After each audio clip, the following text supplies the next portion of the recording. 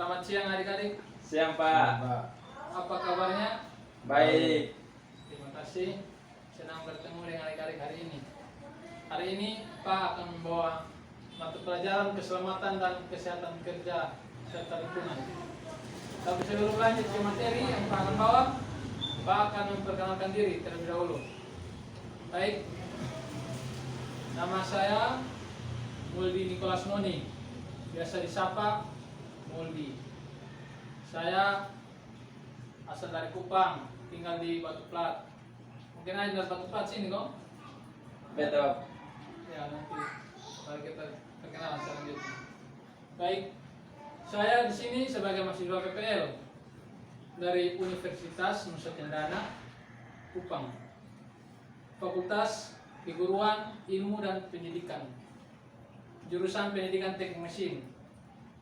Baik, itu sedikit perkenalan dari saya. Sebelum kita lanjut lagi ke materi, saya ajak teman-teman, adik-adik untuk berdoa menurut kepercayaan kita masing-masing. Berdoa mulai.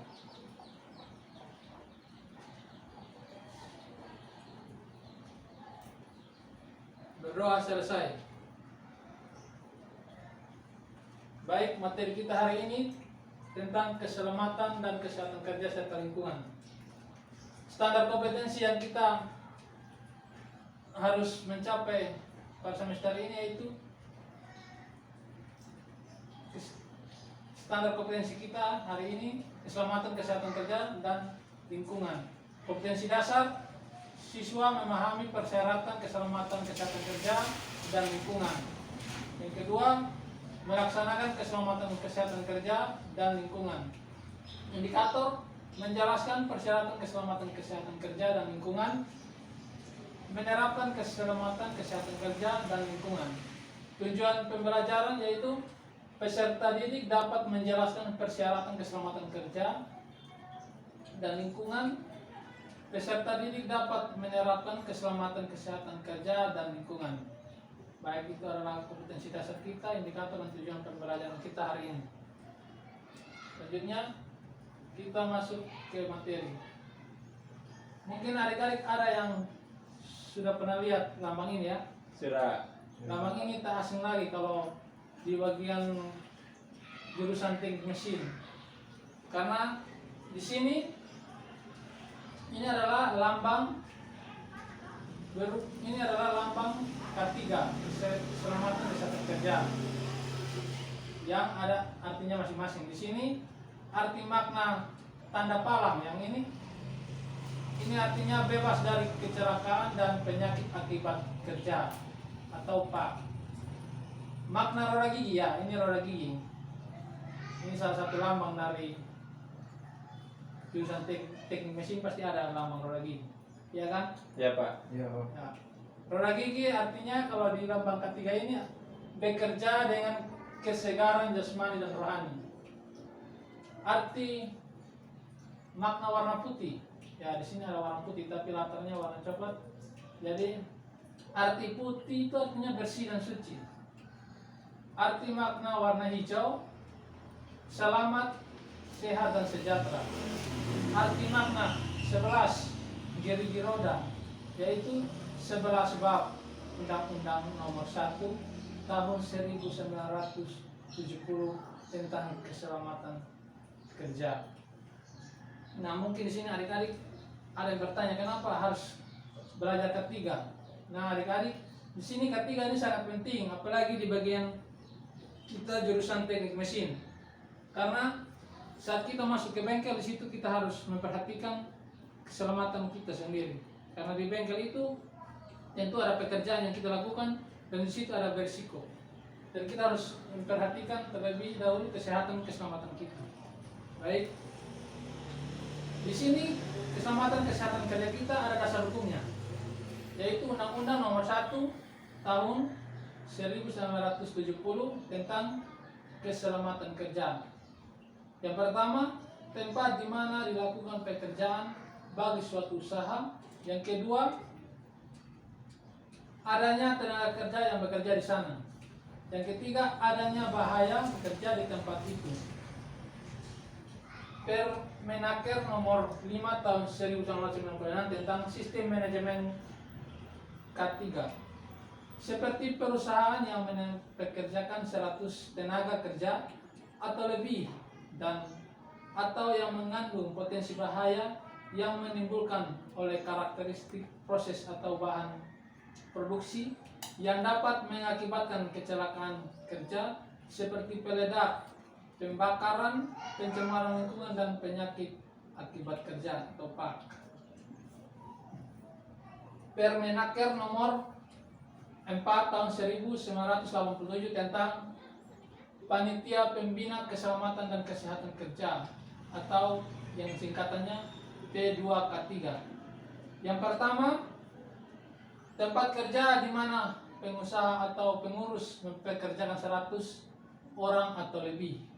Yang kedua, tempat kerja di mana pengusaha mempekerjakan kurang dari 100 orang tetapi menggunakan bahan atau proses dan instalasi yang memiliki risiko besar akan terjadinya peledak, pembakaran, beracun, dan pencemaran radioaktif.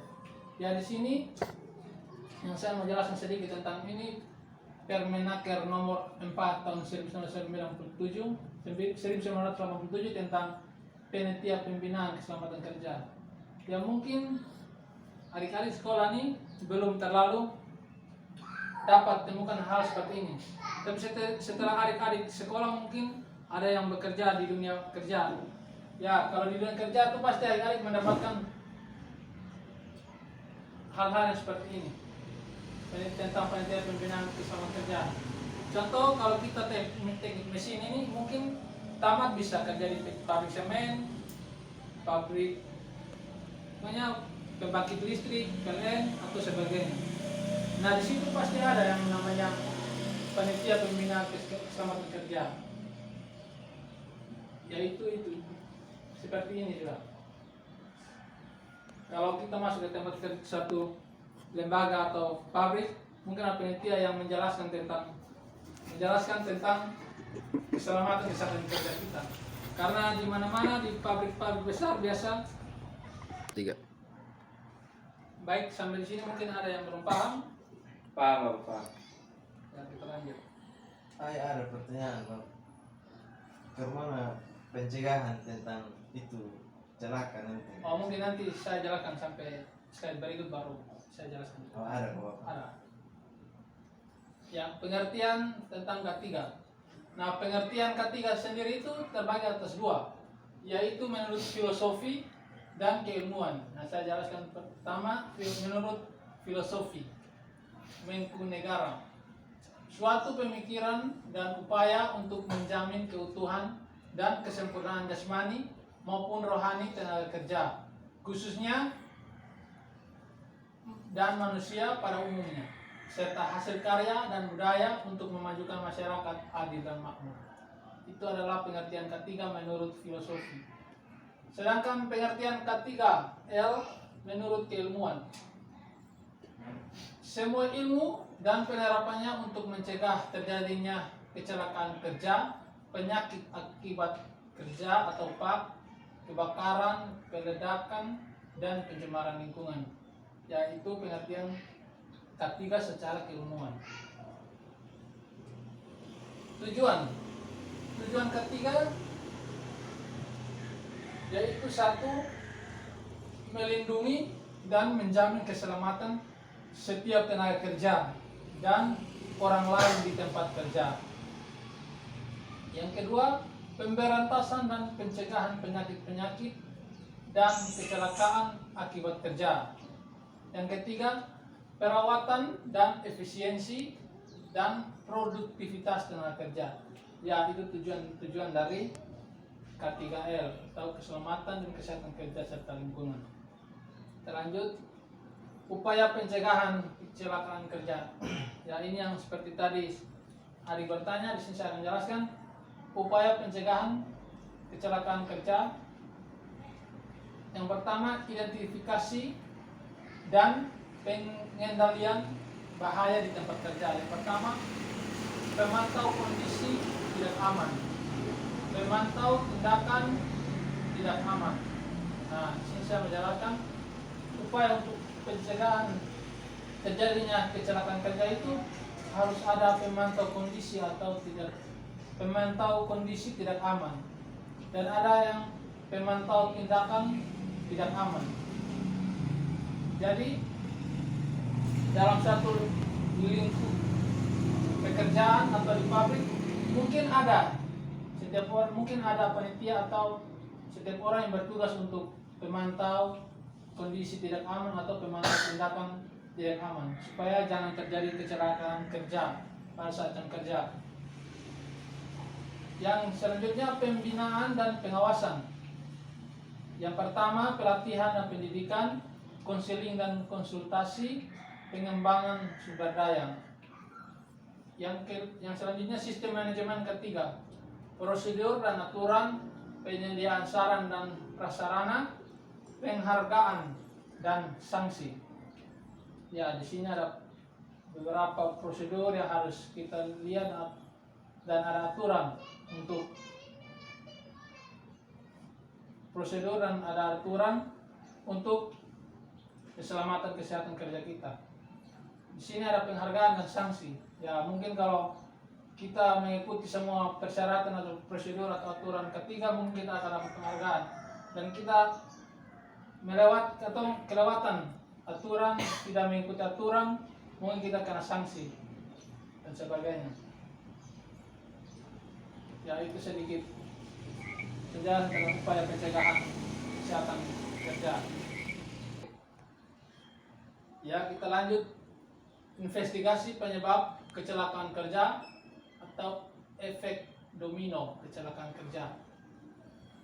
Ya, di sini ada suatu bagan. Di sini sudah jelas penyebab dasar, penyebab tidak langsung, penyebab langsung kecelakaan kerja dan kerugian.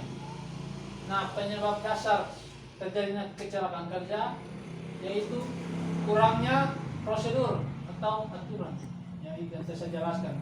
Sebenarnya kalau kita tidak mengikuti prosedur yang sudah diberikan oleh perusahaan, maka kita akan terjadi penyebab, kita bisa terkena kecelakaan kerja kalau kita tidak mengikuti prosedur atau aturan.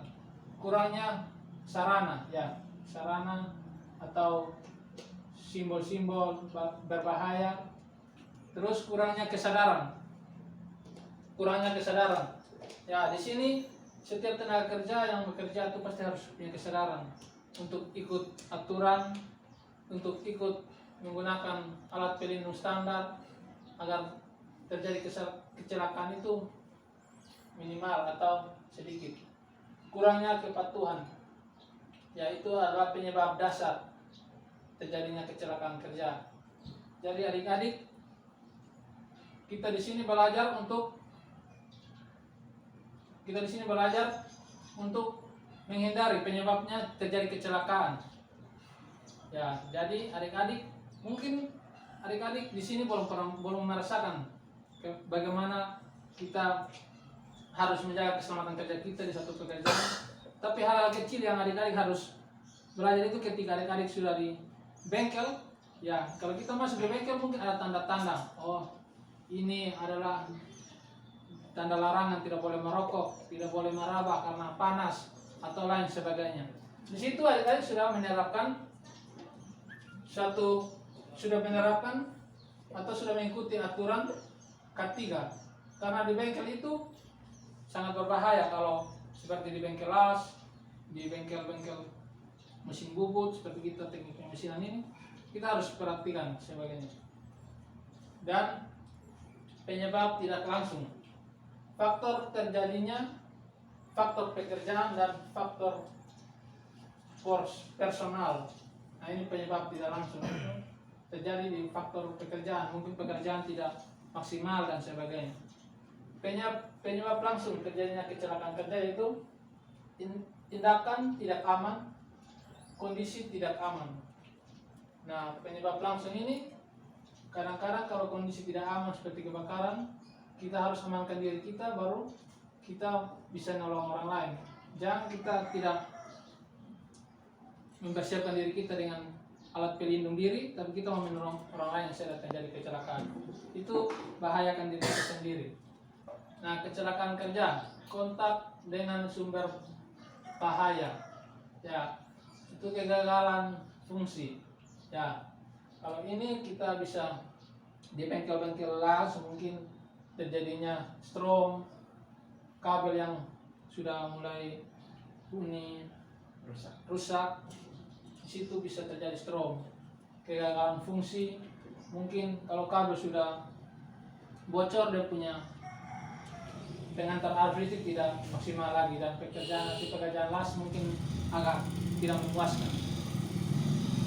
Kerugian, ya kalau terjadinya satu kecelakaan kerja pasti ada kerugian, yaitu manusia kita bisa cedera, keracunan, cacat, kematian. Itu adalah kerugian dari kecelakaan kerja. Nah, tujuan pembelajaran kita ini supaya kita minimalisirkan ini kerugian. Karena sayang kalau kita masih muda-muda begini sudah cacat karena kena stroke atau cacat karena kena mesin bubut tuh berbahaya kalau orang-orang yang rambutnya panjang, karena di situ mesin bisa putar. Seandainya dia sedang memperhatikan benda kerja, sedangkan mesin berputar, rambutnya bisa diputar oleh mesin karena rambut panjang. Jadi di sini anak-anak harus perhatikan rambu-rambu dari bengkel yang ada di bengkel. Yaitu yang kerugian yang selanjutnya itu mesin atau alat kerusakan, mesin atau alat, material dan bahan tercemar, rusak, produk gagal, lingkungan tercemar, rusak, bencana alam. Nah, itu adalah beberapa kerugian saat terjadinya kecelakaan kerja. Baik, mungkin sampai sini ada yang mau bertanya tentang investigasi atau penyebab kecelakaan kerja? Semua paham? Paham, Pak. Oke, saya lanjut. Bahaya ketiga. Nah, bahaya keselamatan, bahaya ketiga. Yang pengertian semua sumber, situasi ataupun aktivitas yang berpotensi menimbulkan cedera atau penyakit akibat kerja atau pak.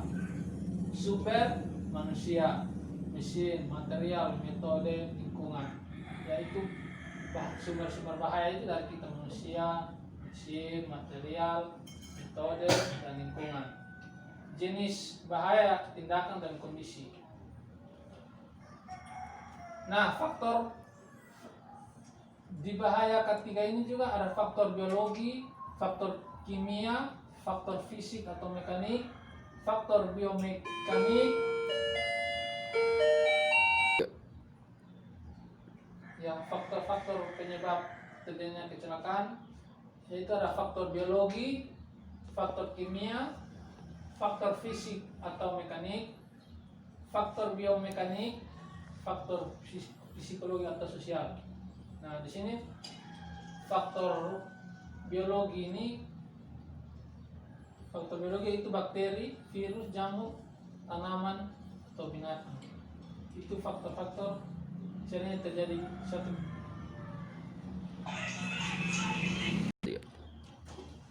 Bahaya dari ketiga itu satu, bahaya biologi yang terjadi pada kita atau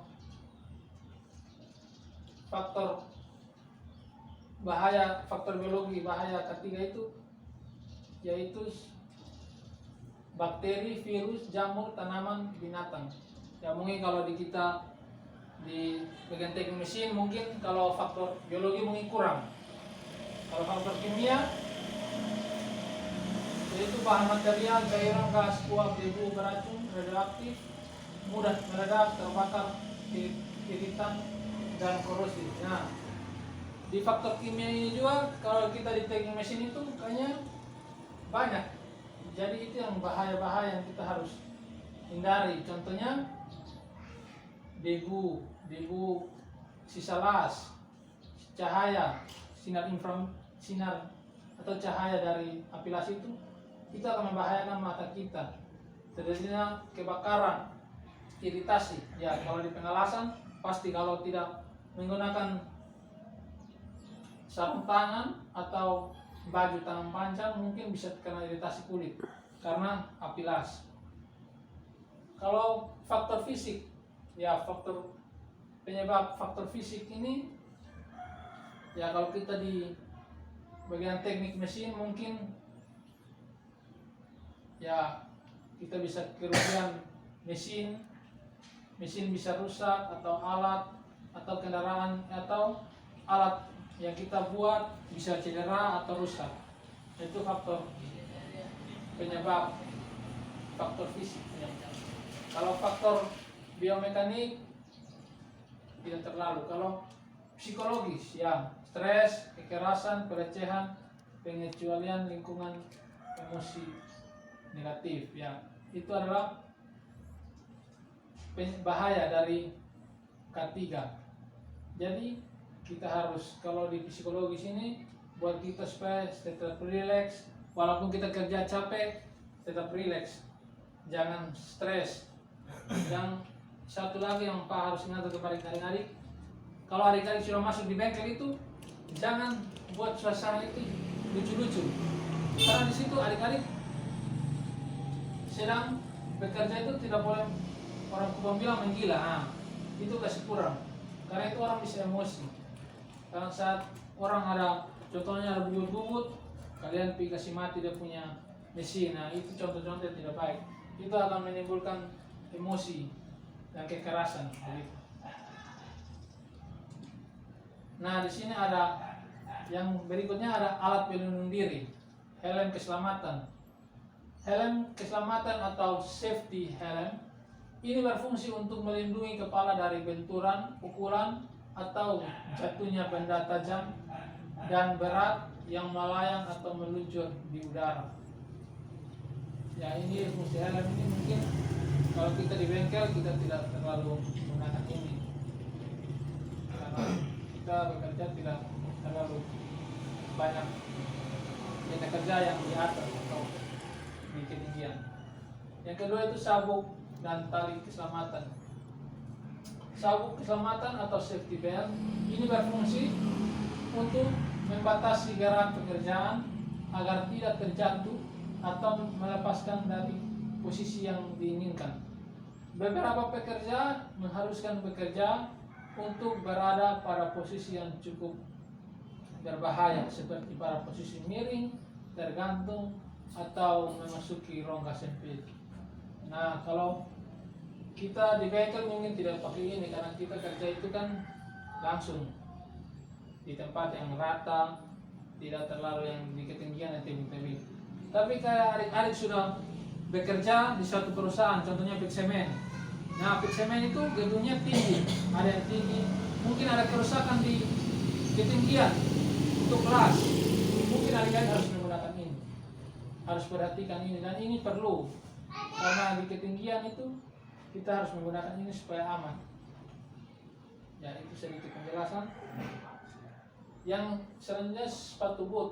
Sepatu boot ini berfungsi untuk melindungi kaki dari benturan atau timpahan benda berat, tertusuk benda tajam, terkena cairan panas atau dingin, uap panas, bahaya bahan kimia berbahaya, ataupun permukaan licin.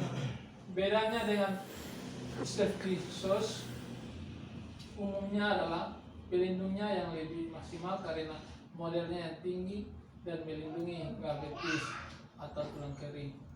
Ya, sepatu boot ini kalau di bengkel itu perlu karena dia tebal dan tahan panas.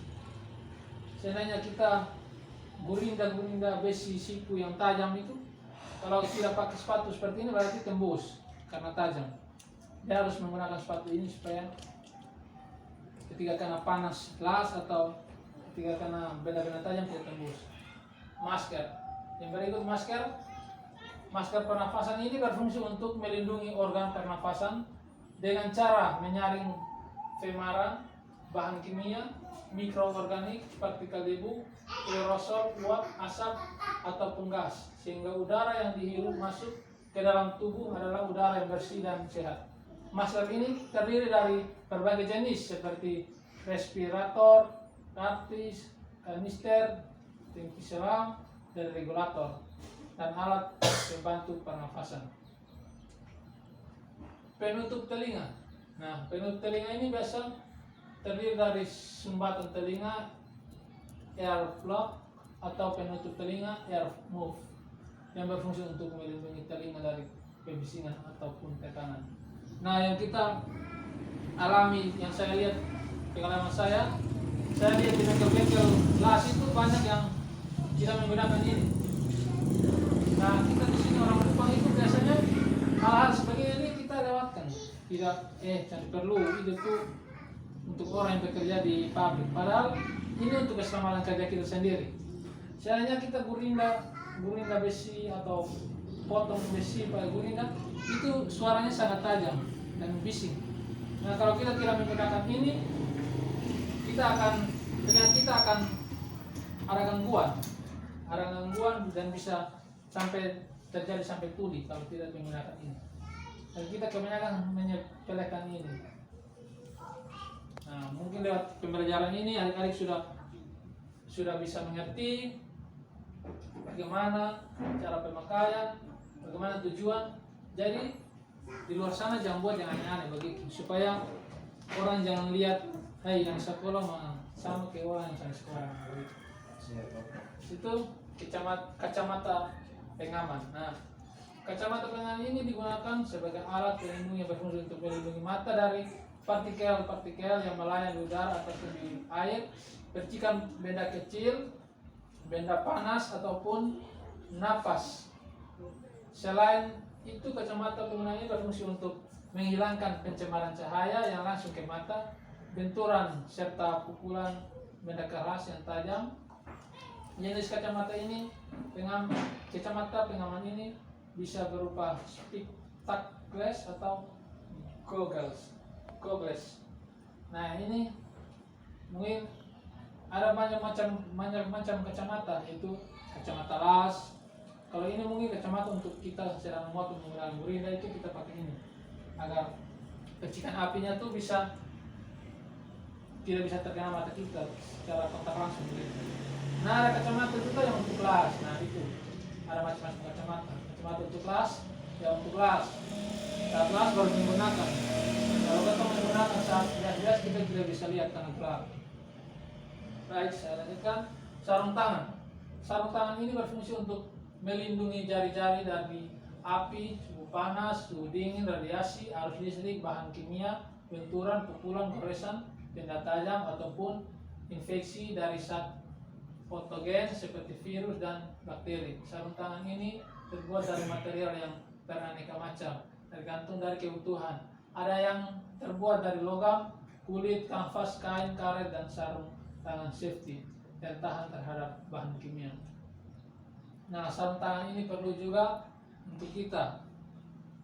Banyak juga yang saya lihat di bengkel-bengkel luar, di bengkel-bengkel yang kecil-kecil di pinggir-pinggir jalan itu, mereka kerja tidak menggunakan sarung tangan karena pikir sarung tangan bikin panas. Nah, padahal tidak tahu kalau sarung tangan ini, kalau saat kita las sarung tangan seperti ini, kalau kita las benda kerja dan panas, kita pegang bisa. Kalau sarung tangan yang baru seperti ini karena dia tebal dan tahan panas. Nah, itu bisa membantu kita dalam proses pengerjaan. Yaitu yang selanjutnya, pelindung wajah. Pelindung wajah atau face shield ini merupakan alat pelindung yang berfungsi untuk melindungi wajah dari paparan bahan kimia berbahaya, partikel yang melayang di udara atau air, percikan benda kecil, panas atau uap panas, benturan atau pukulan benda keras atau tajam, serta pencerahan cahaya. Terdiri dari tameng muka atau face shield, masker selam atau full face masker. Nah, selanjutnya ini ada rambu-rambu ketiga. Ya, mungkin di bengkel tidak ada rambu-rambu seperti ini ya. Nah, kalau ini ada area, ini artinya dilarang merokok. Area bahaya asap rokok. Hati-hati ada anjing penjaga, area CCTV. Hati-hati area pengelasan ya. Kalau pengalaman saya, kalau kita masuk di bengkel-bengkel resmi seperti bengkel pencemen, itu bengkelnya besar dan di situ ada banyak rambu-rambu seperti ini. Dan itu yang kita harus perhatikan. Karena kalau kita tidak perhatikan, maka itu akan mencelakakan diri kita sendiri. Nah, jadi adik-adik, mungkin ini adalah rambu-rambu. Masih banyak rambu-rambu yang lain, tapi itu mungkin adik-adik bisa pelajari sendiri. Di sini saya hanya ambil beberapa saja.